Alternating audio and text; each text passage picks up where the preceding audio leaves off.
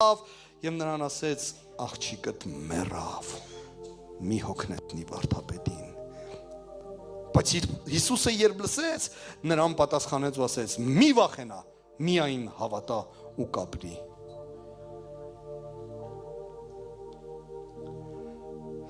Եվ երբ որ տուն մտան,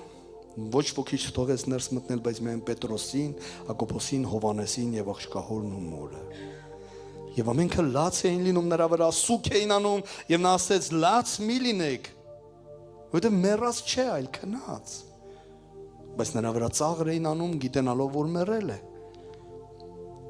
Իսկ նա ամենքին դուրս հանեց եւ նրա ձեռքից բռնելով կանչեց ու ասեց. աղջիկ, վեր կաց։ Եվ նրա հոգին դարձավ, եւ նա իսկույն կանգնեց ու հրամայեց Տերը, որ նրան ման տան ուտելու եւ նրա ծնողները